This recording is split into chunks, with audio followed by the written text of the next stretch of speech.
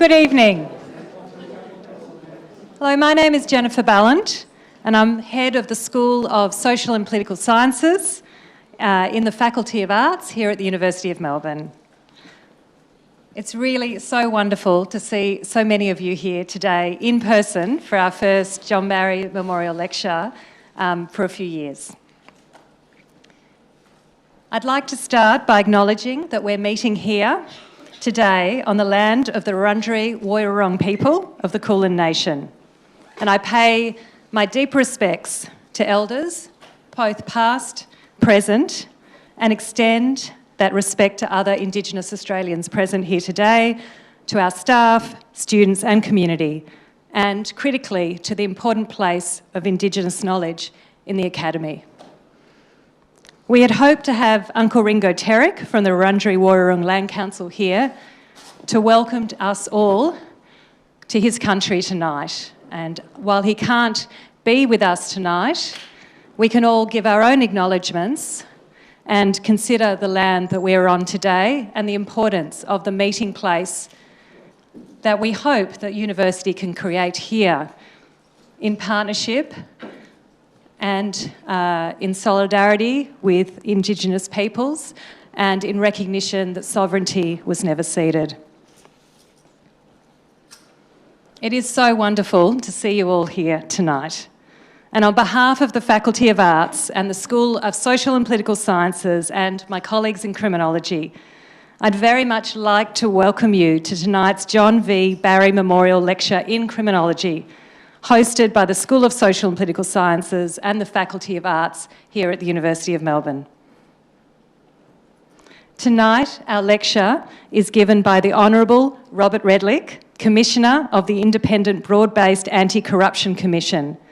And I'd particularly like to welcome Deputy Commissioner David Wolfe, Deputy Commissioner Stephen Farrow, and Deputy Commissioner Kylie Gilgore.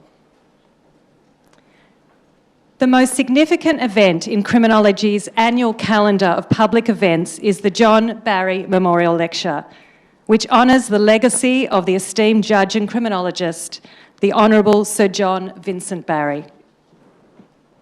Sir John was a graduate of this university and an important legal reformer throughout his distinguished career. Sir John was Judge of the Supreme Court of Victoria, Chairman of Victoria's Parole Board and the Foundation Chair of the Board of Studies in Criminology at the University of Melbourne. In fact, he built Australia's first academic criminology department here at Melbourne University. He did much to stimulate the growth of the study of criminology, not only here at Melbourne University, but also throughout Australia and abroad. This annual lecture was first delivered in 1972 and is supported by the John Barry Memorial Fund that was given to the university by the Australian and New Zealand Society of Criminology to endow these lectures. Previous speakers have included a broad range of eminent people drawn from academia and criminal justice and state agencies and institutions in Australia and internationally. John Vincent Barry exemplified many of the ideals of society and this university in respect of the capacities and significance of law and criminology, as both disciplines and as professions. These include his career as a judge and his work to reform the law in a wide range of areas. Through the reforms that he advocated or oversaw, he directly improved the lives of countless Australians. As a criminologist, John Barry understood the importance of ensuring that the institutions of criminal justice operate in a fair and just manner.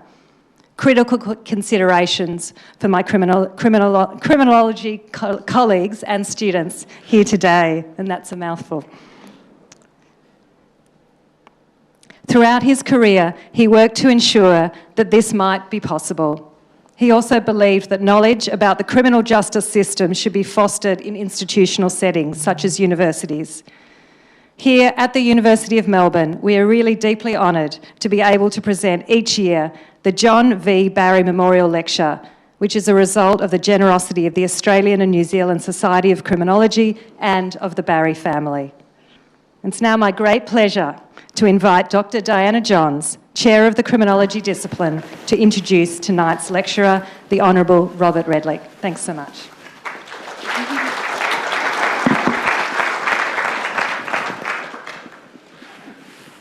Thank you, Jennifer. I'd also like to acknowledge that we stand on unceded Kulin country, the lands of the Wurundjeri Woiwurrung Nation, and I pay my respect to elders past and present and to any Aboriginal and Torres Strait Islander people with us tonight. It's my pleasure to introduce our speaker for tonight, the Honourable Robert Redlich, AMKC. That's confusing, the KC, anyway. Commissioner of the Independent Broad-Based Anti-Corruption Commission, or IBAC as it's known. I'd also like to acknowledge the Deputy Commissioners here tonight, David Wolfe, Stephen Farrow and Kylie Kilgore. Commissioner Redlich commenced a 5-year term as IBAC Commissioner on January the 1st, 2018. He came to IBAC with extensive experience, including the investigation of corrupt practices within the public service and the police. He has successfully prosecuted and defended cases involving corrupt practices. Commissioner Redlich was a judge of the Supreme Court of Victoria for 15 years, including 11 years as a Victorian Court of Appeal judge. He was previously a member of the Victorian Bar for some 30 years and served as for a period as chairman of the Victorian Bar Council. His significant achievements in legal practice were recognised with his appointment as Queen's Counsel in 1984, now King's Counsel, hence the KC, which is not the Sunshine Band variety. As you know, we've published the abstract. I'll just briefly go through. The Commissioner will be talking about on the theme of governing with integrity, highlighting the way the COVID pandemic has highlighted the importance of public trust in governments to make decisions that keep us safe. Meanwhile, recent public sector reviews and investigations have questioned the integrity of ministers, their advisors and the public service that supports them. So what does it mean for executive government to hold the public's trust? How are failures by public officials to observe that trust exposed? On the occasion of the 2022 John Barry Memorial Lecture in Criminology, Commissioner Robert Redlich will discuss the rise of soft or grey corruption or unethical behaviour that can erode public trust. He will explore the factors that make government vulnerable to soft corruption, centralised power and increasingly influential political advisors, resulting in diminished ministerial accountability and a less independent public service.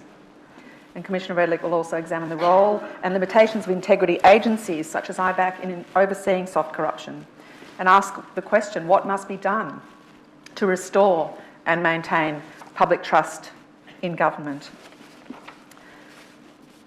So it is very much my pleasure to introduce the Commissioner, but I just wanted to reflect on the fact that the topic, the governing with integrity, is one that is central to criminology and the concerns of criminologists, the concerns about who governs and how, what it means for us as communities, citizens, publics, to trust in that process, what happens, what that trust relies on, rests on, and what happens when it's absent or diminished or broken.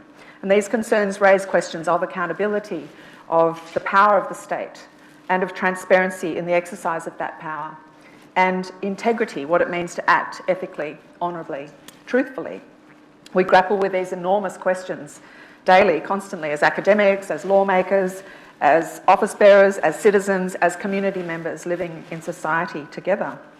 But to gain the perspective and insights of somebody charged with this enormous responsibility for preventing and exposing public sector corruption and police misconduct, with a jurisdiction covering state and local government, police, parliament and the judiciary, is a unique opportunity indeed to reflect on these questions. So it is my great pleasure to invite you, Commissioner Redlich, to deliver the 2022 John Barry Memorial Lecture, Governing with Integrity.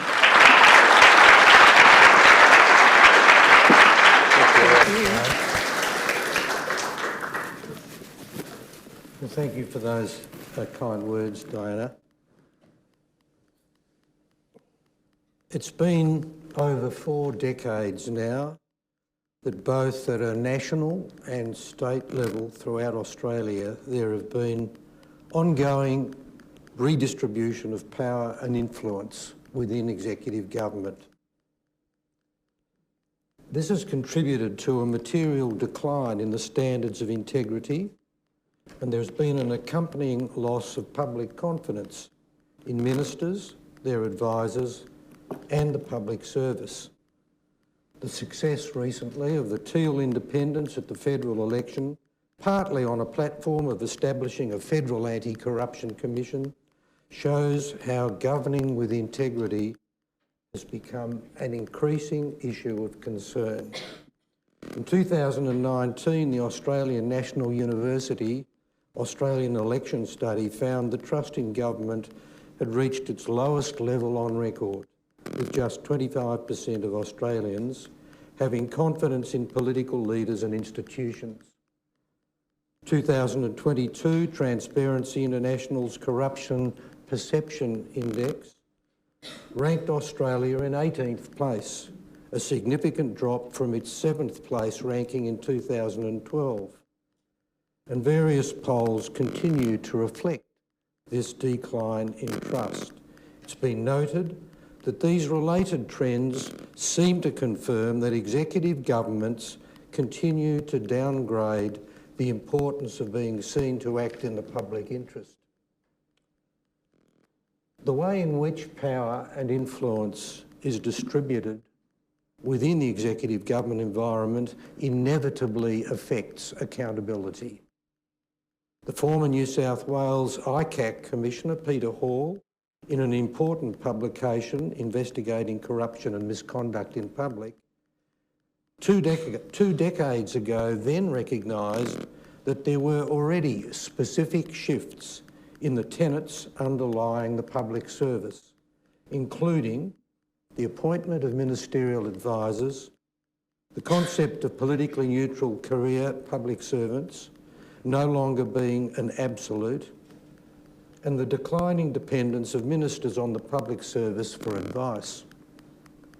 He observed that the methods by which the executive government discharges its functions have undoubtedly impacted on fundamental principles, including the doctrine of ministerial responsibility, which traditionally is the central feature of responsible government. Since then, we have seen the shifting of the distribution of power between the arms of executive government have become even more pronounced, with a disconcerting further deterioration in accountability. Now, the power within executive government is largely distributed between four interrelated pillars, common in both the federal and state spheres of executive government. The four pillars that I want to focus on are the concentration of decision-making around the leader, the reduction in authority and responsibility of ministers for government decisions, the increasing sphere of influence of ministerial advisors, and the diminishing role played by departmental public servants in providing objective, independent advice and utilising their skills in responding to government. This has created fertile ground for a continuing decline in integrity. In this paper, I've drawn upon the previous learnings of interstate royal commissions, such as the 1989 Fitzgerald Royal Commission in Queensland, the 92 Western Australian Inc. Royal Commission in Western Australia, the 1997 Wood Royal Commission in New South Wales. All of those learnings remain quite apposite today, and to them must be added the large number of reports by integrity commissions, the learnings in the federal government setting, and reviews and publications, including those of Professor Peter Coldrake, David Thodey, the Grattan Institute, and the Centre of Public Integrity, just to name some. Now, despite the recognition that this redistribution of power within executive government poses substantial increased risks for integrity standards, the shifting of power has continued steadily over 4 decades, with a decline in public officials' loyalty to the public trust which is imposed on them and which they undertake to observe when they take up office. So what is the obligation of public trust in executive government? In a democratic society, the power to make decisions ultimately, of course, resides in the public. But it's channelled through Parliament, entrusted to government, to its institutions and its public officials. Public officials' duty to the public trust is a concept that stretches as far back as Plato's teachings, which Cicero spoke of as the administration of the affairs of state must be taken like a public trust, to be undertaken for the benefit of those entrusted to one's care and not for the benefit of those upon whom the trust is conferred. Over time, that obligation has come to be understood in the law as a fiduciary duty, which arises from a relationship of trust and confidence where a person is required to put another person's interests before their own. Examples, doctor-patient relationship, lawyer-client relationship are such fiduciary relationships. Now, by the early 18th century, Lord Mansfield had recognised in judicial writings the principle of public trust as the source of the fiduciary duty of public officials. And that fiduciary duty found expression in the early writings of the Australian High Court, expressed as the fiduciary function of representative government.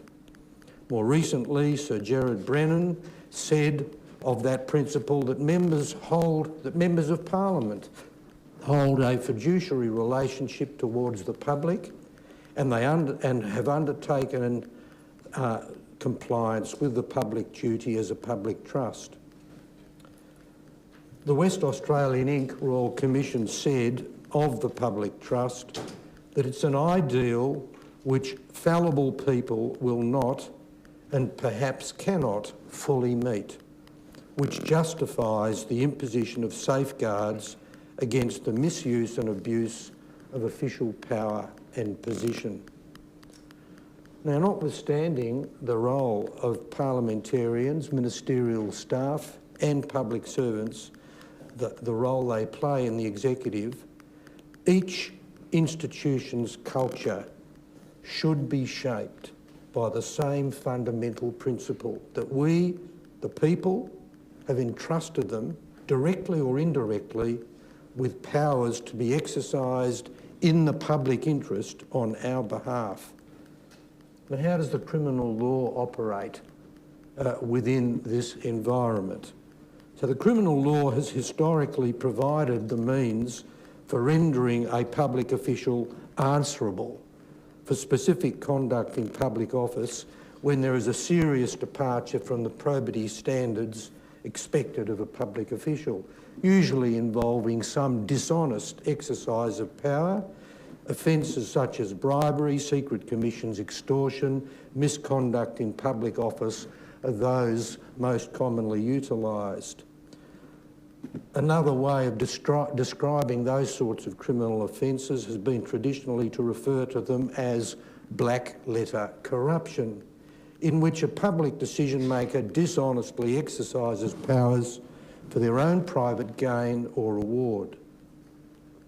But the criminal law will not ordinarily apply to a public official's exercise of powers or their functions if the decision was not made dishonestly, was not made willfully, with knowledge by the official that they were not performing their role in accordance with their duty. In another lifetime, in a decision of the Court of Appeal in the Queen against Kwok, I set out the elements of the offence of misconduct in public office, noting that not only must it be willful misconduct, but it must be conduct of such a serious nature as to merit criminal punishment, having regard to the responsibilities of the office and the office holder, the importance of the public objects which they serve, and the nature and extent of the departure from those objects. You will see from that element that it's not an easy charge to prove. And that leads to the simple proposition that the criminal law is not the ideal instrument for regulating misconduct by public officials. The standard of propriety accepted of public officials must be broader than that informed by the criminal law.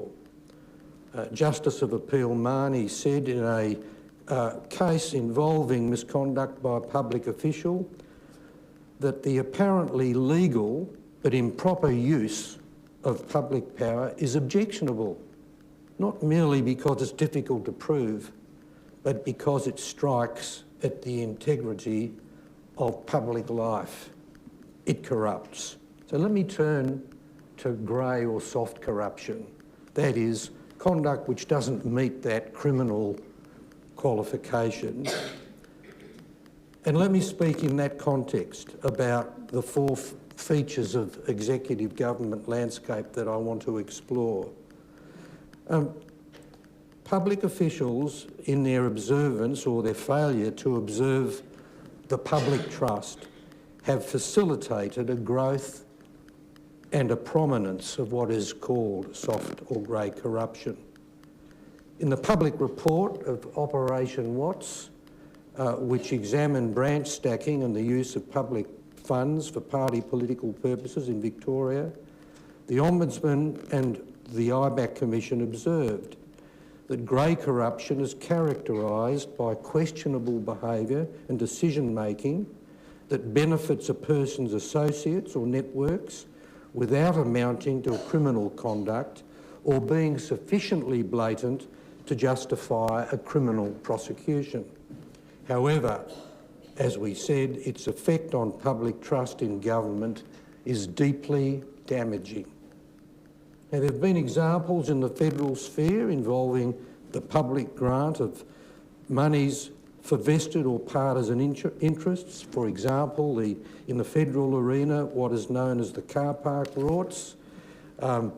In other jurisdictions, the use of the misuse of public funding to marginal electoral seats. These sorts of things are often described as pork barrelling, and they've been explicitly found by the New South Wales ICAC to constitute corruption in particular circumstances. The Grattan Institute has pointed out that the public considers pork barrelling a serious breach of faith, with 77% of Australians agreeing that politicians should resign if they engage in it. Government advertising in certain contexts is another example. Using taxpayers' money to buy votes makes it obvious to citizens that governments are happy to behave unethically when it suits their purposes. This again breeds cynicism and erodes trust in the institutions of government. So, the trust upon which the public power is held must be protected by accountability measures that can be effectively enforced. While Parliament has a constitutional role to secure executive accountability by monitoring and reviewing actions of government and officials, it is generally accepted that parliamentary scrutiny is an insufficient safeguard. If we accept the public trust principle that our executive government should be striving to fulfil and we accept the vulnerability of the current political landscape to grey corruption, it is, I regret to say, for the integrity agencies, both state and federal, that will provide a critical role in oversighting executive government conduct. Integrity commissions now largely perform the function that's performed by royal commissions, and it's sometimes said of my commission that we're a roving royal commission. But as I will explore with you, and we fall well short of that being an appropriate descriptor. But integrity agencies like royal commissions investigate, expose and prevent corrupt conduct, identifying the environment that has allowed it to occur and recommending and implementing reforms to prevent its reoccurrence. The commissions play an indispensable role in restoring confidence that the workings of executive government are always directed to serving the public interest. So let me say something, the common features of integrity agencies that must be employed for the purpose of addressing this problem. The common features of all integrity agencies are they receive complaints from any member of the public. Most of them also get the benefit of what is a mandatory obligation placed on the principal officer of all public institutions that they must report corrupt conduct to the integrity agency. The agencies have the ability to conduct hearings, either public or private, and I'll say something further about the importance of public hearings later. They are able, by various methods, to obtain information and evidence that's relevant to the allegations that they are investigating. They're able to refer matters to a prosecuting authority. They're able to make public reports, and they're able to make relevant recommendations designed to ensure that there cannot be reoccurrence or minimise the reoccurrence of the same conduct occurring. IBAC and most other integrity commissions, but not all, strangely enough, have this important education and prevention function. And in the end, on proper analysis, that is by far its most important function. Because if the lessons are learned from each investigation, then steps are put in place by way of education, training, correction of policies and processes to really reduce the prospect of that conduct reoccurring.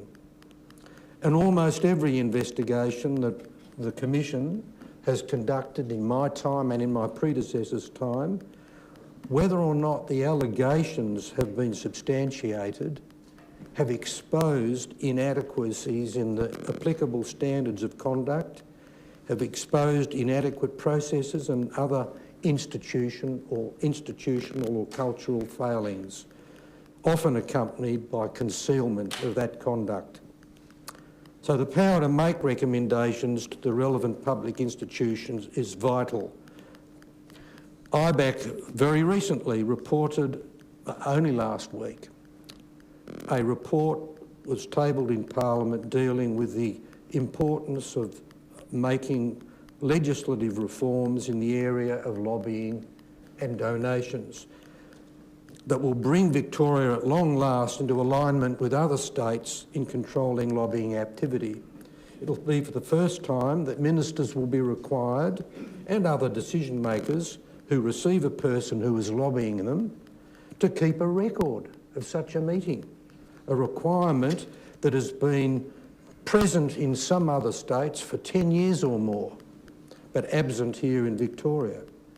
Upon the tabling of the report, the government immediately announced that it in principle accepted each of those reform proposals, and that's encouraging.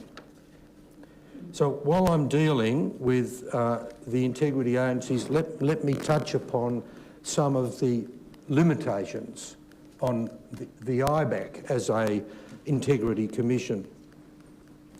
IBAC's jurisdiction and some other interstate commissions' jurisdiction is confined to investigating conduct only where there are reasonable grounds to suspect that a crime has been committed.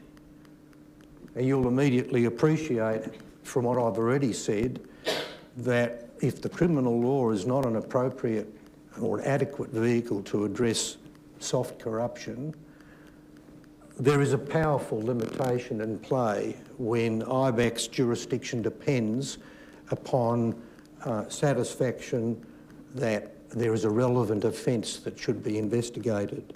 Such jurisdictional thresholds unduly restrict a Commission's capacity to investigate misconduct which falls short of criminal conduct.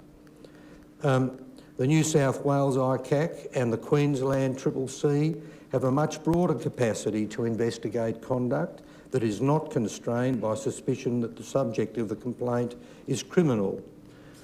At the time of writing, it appears, and I'm very pleased to be able to say this, that the newly announced National Corruption Commission, which I'll refer to as NAC, will be empowered, if the bill is passed, to investigate serious or systemic corrupt conduct, which definition permitting would include grey corruption without the constraint of a suspicion of criminal offending.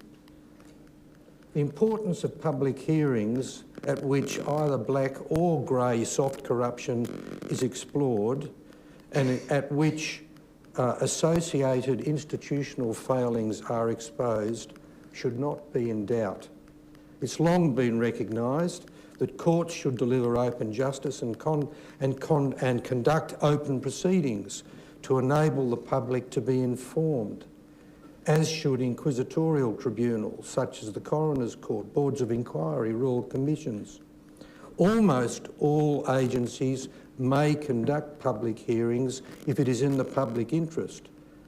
Public hearings are a critical tool because they best enable the twin objectives to be achieved of exposing corruption and institutional failings and educating the public about the detrimental impact of corruption and how it can be prevented. Public hearings increase public trust that investigations of the allegations is fair, that it's in the public interest and transparent, and it informs members of the community who may have information relevant to the investigation. By demonstrating that misconduct will be exposed, it may also deter others who are contemplating similar behaviour. Unfortunately, there are some conditions which restrict the IBAC Commission's ability to conduct public hearings. It may not do so unless there are exceptional circumstances and the issue is serious or systemic. Now, putting to one side the obvious tension between the notions that something's systemic and at the same time exceptional, it's unfortunate that at present the federal bill contemplates that exceptional circumstances will also be required before the federal agency can undertake a public hearing. As the IBAC Act provides, that the Commission must be satisfied that no unreasonable damage will be done to a witness before they can be examined in public. The witness would not be examined in public unless there is cogent evidence that demonstrates that the witness has misconducted themselves. Under the IBAC Act, there is also a provision that the witness cannot be examined in public, or I would add, in private, if there is a serious risk of damage to their welfare. With those conditions present, and they are not yet present in the bill before the federal parliament, if those conditions are present, then I can see no argument whatsoever against a federal commission also being able to conduct public hearings without the requirement that it be in exceptional circumstances. In other words, so long as the Commission can be satisfied that reputations will not be harmed and welfare will not be damaged, there is no reason why there should be an exceptional circumstance requirement. So let me turn then to the four pillars of the integrity of the executive government landscape which so challenge now our concepts of integrity. First, I want to deal with the concentration of governance or the centralisation of power. There's been a continuing increase in the concentration of power around the head of government and their office. In the federal sphere, the Department of Prime Minister and Cabinet was largely administrative until the 1970s, when it began to develop an ever-increasing capacity to coordinate government activity and act as a source of separate advice to the Prime Minister. The Prime Minister's personal office simultaneously grew in size and resources, reinforcing and extending its powers, including hiring, firing and asymmetries between Prime Ministers and Ministers. In Victoria, we can see this concentration occurring with the number of staff in the Premier's private office increasing from around 20 in 2011 to 87 in 2019-20, and at the time of delivering this paper, in excess of 90. They do not all interact, that is, ministerial advisors in the PPO, the Premier's private office, do not all interact with departments and with advisors in the portfolio areas of each separate minister. Some of those in the central office play roles in media, administration and other functions. But as political commentator John Fain has noted, the Andrews government has centralised governance even more than during Jeff Kennett's premiership more than 20 years ago, when staff then jokingly referred to ministers as warm-up props to the dominant premier.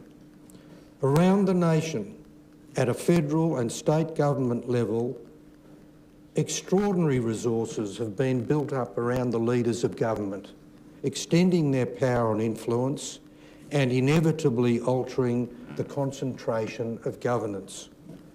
Examples of this can be seen in the federal sphere, in the very recent former Prime Minister's swearing to himself of 5 ministerial portfolios, which, as the Solicitor General advised, subverted the fundamentals of responsible government and ministerial accountability.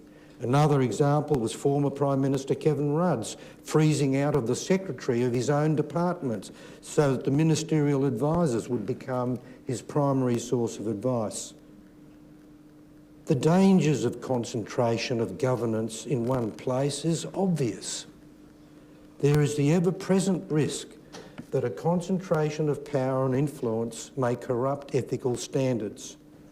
The centralisation of government has profound implications for the other arms of executive government and inevitably affects how they discharge their responsibilities. New risks arise through the potential reach of this swelling group of advisors that provide their leader with a greater capacity to influence those who are required to make a decision with little or no public transparency as to how it occurs.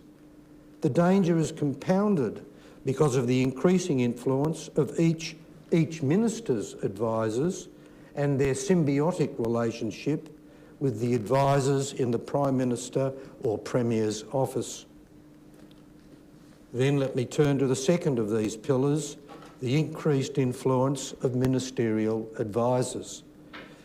Ministerial advisors were first added to the federal machinery of government by Prime Minister Whitlam after his 1972 election win. This followed increasing complaints by both major parties that the bureaucracy was insufficiently responsive to the partisan needs of ministers. Politicians considered there to be 2 problems which could be remedied by creating the role of ministerial advisors. And it's important that we recognise what those 2 problems are which ministerial advisors are designed to solve. The first is that the ministerial advisor should implement the political mandate that the government of the day has secured at the election which has put them into government. And second, they should assist ministers with political aspects of their job, such as advocating and overseeing the implementation of ideologically compatible policies. It's important to not lose sight of those being the primary objectives of ministerial advisors, recognising that one must then have regard to what the consequences of their sphere of influence might be. The states have similarly taken to ministerial advisors with a gusto. In Victoria, 287 ministerial advisors were employed in 2021. By contrast to the United Kingdom, which employs 113 special advisors during that same period, despite the fact that the British civil service is almost 10 times larger than the Victorian public service. As the Grattan Institute has recognised, advisors are increasingly drawn from political backgrounds rather than the public service. They are likely to discourage ministers from pursuing an unpopular policy until they ensure that they keep the minister out of political trouble. This rapid growth of advisors has allowed them to become greatly influential in government decision-making, with little or no attention being paid to the regulation of their role. Advisors have been described as a largely fluid, unregulated universe, which can be contrasted with the elaborate administrative law accountability frameworks to which ministers and public servants are subject. They have been called, quote, a black hole of accountability, through which advisors can provide plausible deniability to ministers, while by convention they cannot be called to appear before parliamentary committees. This accountability deficit can be used to obvious political advantage. A clear example was the Children Overboard affair, which was significantly hampered by a cabinet directive ordering ministerial staff not to attend and give evidence. The advisor is seen as the minister's alter ego. Public servants typically take advice from what the advisor says to reflect the minister's position. Advisors may have a broad authorising environment from their minister, or they may act entirely independently of the minister. Ministerial advisors will reach out directly to public service departments rather than going through the responsible minister's office. Public servants will not generally know with what authority the advisor speaks. These blurred boundaries result in ministerial advisors inappropriately influencing the advice, decisions and administrative actions of public servants. Let me then turn to the diminishing role of ministers and their areas of responsibility. It's worth recognising that the Commonwealth Statement of Ministerial Ethics, which was first published by Prime Minister Rudd, commences by requiring ministers to note that they take office and that the public office they assume is a public trust. Despite that standard, which is largely replicated in state codes of conduct for ministers, concentration of power, the increased role and influence of advisors has led to a corresponding reduction in authority and responsibility of ministers, thereby increasing the risk of soft corruption. An explanation sometimes proffered by ministers, to be seen in a number of different investigative settings, has been when explaining why they have done something that appears to involve misconduct, that they are following the directions from the leader to whom they are answerable. Or another phrase used, that they are there to serve the pleasure of their leader.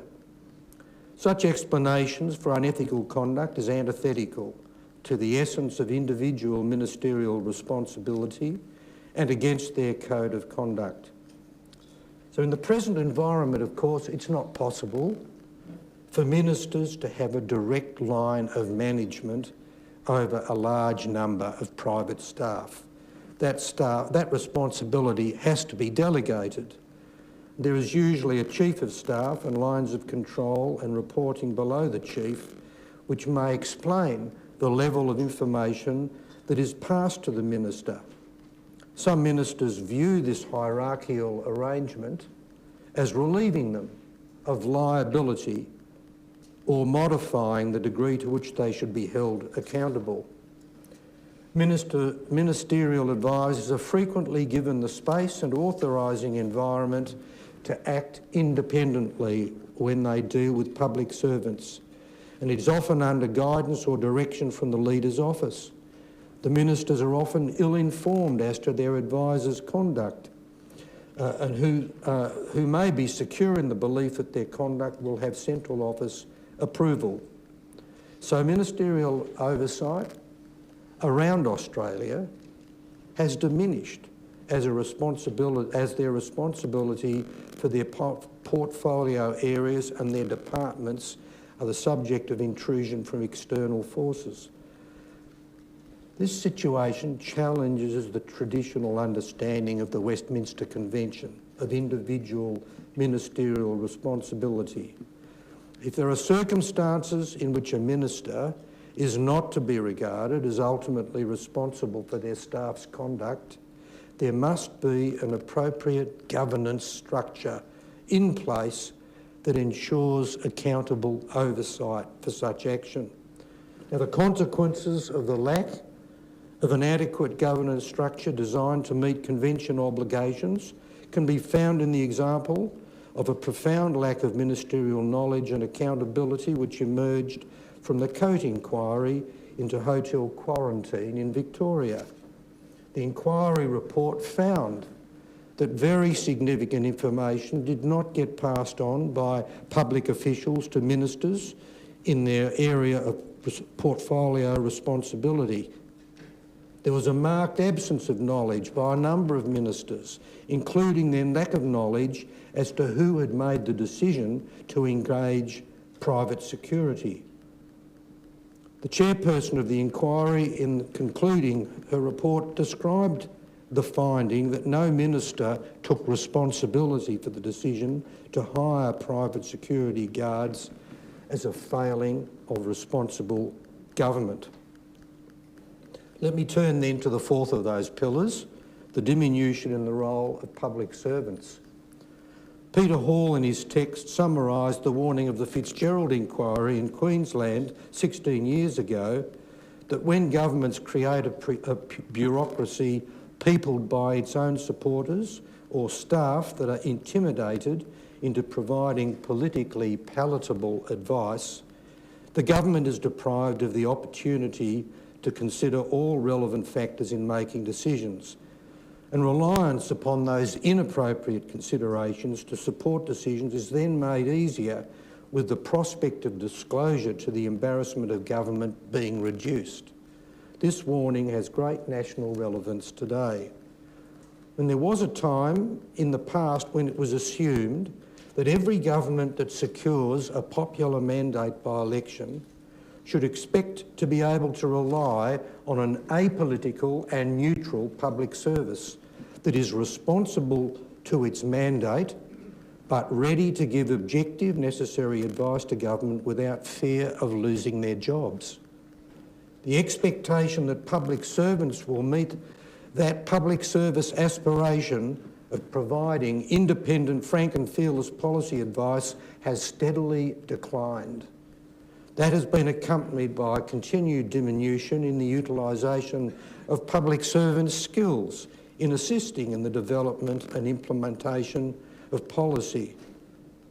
More than a decade ago, the late Canadian scholar Peter Oycoin said of those features of executive government which included the politicisation of the public service, that this was the result of such emphasis being placed on the importance of them being responsive to the government's mandates and policies.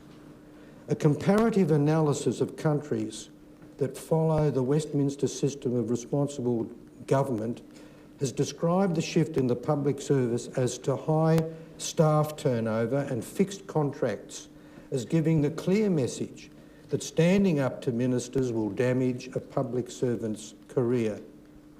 This pathology is expressed by self-censoring civil servants who will not challenge the minister about the feasibility or value for money of policies, and by ministers and their advisors enforcing compliance by instructing officials not to question or test proposals. It can also manifest as public servants delivering what they think the minister wants in breach of their own ethical obligations. So let me come to the most recent report, which is chilling in the sense that it replicates so much of what I have already said, and that is the recent review conducted by Professor Coldrake in Queensland. He said only a few months ago, quote, "Frequent agency restructuring, downsizing, leadership changes over the last quarter of the century have led to uncertainty and confusion about purposes, roles, values and employment security. Public service officials feel pressured, sometimes by ministerial staff, sometimes by more senior officers, to moderate advice developed with a public interest goal in mind to fit with a perceived ministerial preference, which may or may not be real, or to avoid giving advice on difficult issues in writing. Professor Coldrake heard from those in the public service that their advice is, quote, too often shaped to suit what are assumed to be the preconceptions of the people receiving it, that the price for frank and fearless advice can be too high, sometimes devastatingly so, and the rewards too low. A good illustration of the present executive government landscape throughout the nation is reflected by a 2010 investigation by what was then the Queensland Crime and Misconduct Commission, as it was then known. That concerned a ministerial advisor whose involvement was in a $4.2 million ministerial grant to the Queensland Rugby Union. The ministerial advisor placed significant pressure on the executive director of the relevant department to approve the grant, which gave the department insufficient time to properly assess the application against the guidelines. Once the grant was approved, the ministerial advisor contacted junior public servants responsible for implementing it and forcefully instructed them to make a full payment up front rather than the usual staged reimbursement process. The public servants believed that these instructions were a direction from the minister, yet the minister gave evidence that she was unaware of her advisors issuing instructions to junior servants. The Commission found that whether or not it was the advisor's intention to improperly influence the assessment process, there is little doubt that that was the effect his representations had on the public servants. That case shows the risks when ministers are ignorant, their advisors are given the latitude to bend the public service to their will, and the public servants are responsive to their perception of the minister's views. Professor Coldrake's findings are strikingly similar to the characteristics that I have already outlined in the paper. Significantly, he proposed the development and continual reinforcement of a common framework to determine appropriate relationships among ministers, their staff and senior public servants. Let me say something then about the restrictions that are imposed upon commissions and the extent to which I think we can say with some confidence, given the current climate, that there is some reason to be optimistic about the way forward. Whilst these trends are going to continue, and I doubt that anyone's going to suggest that we can turn the ship the other way so that the redistribution of power that presently exists will remain and may continue, it's important that there is transparency and accountability so that integrity in the political environment can be restored and confidence by the community restored.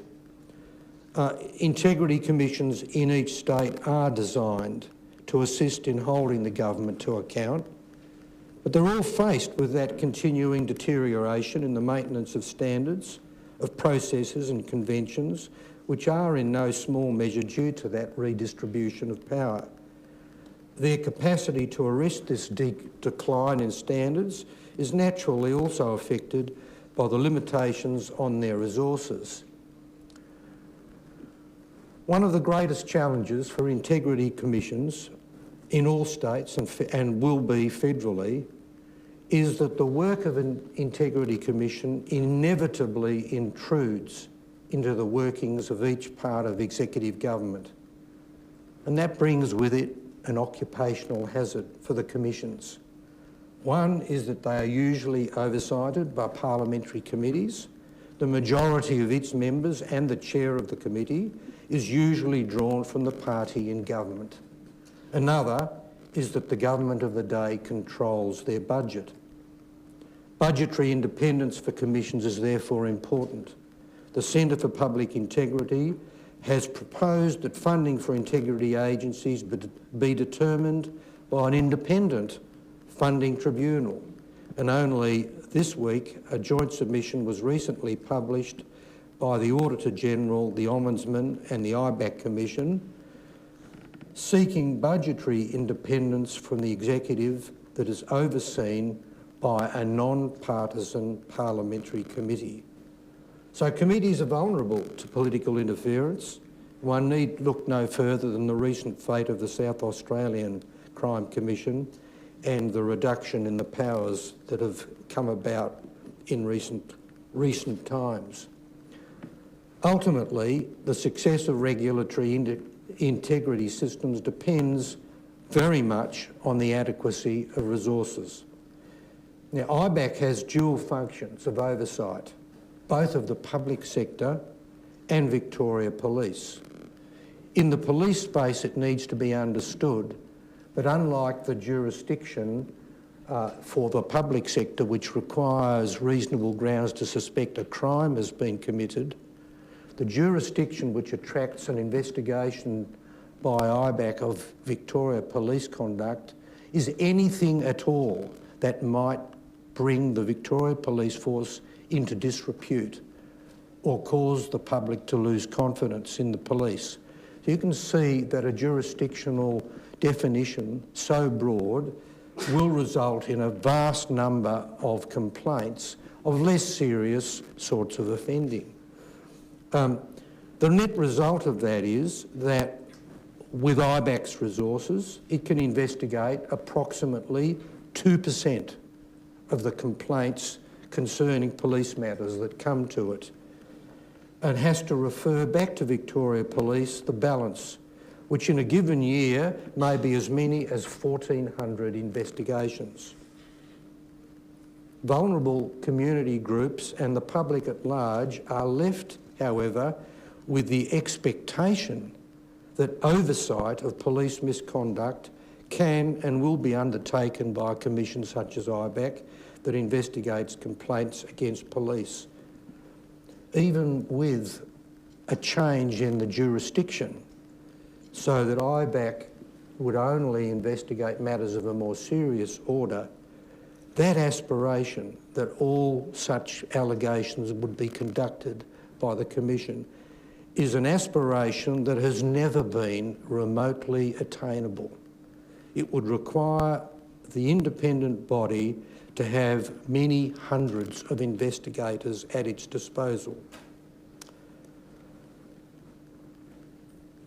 The opaque and unaccountable culture that has evolved over decades can only now be remedied by reforms that restore rigorous adherence to the principles of the Westminster system, compliance with processes and ethical standards that meet the public interest, and ensuring transparency and accountability in the work of the entirety of the executive government.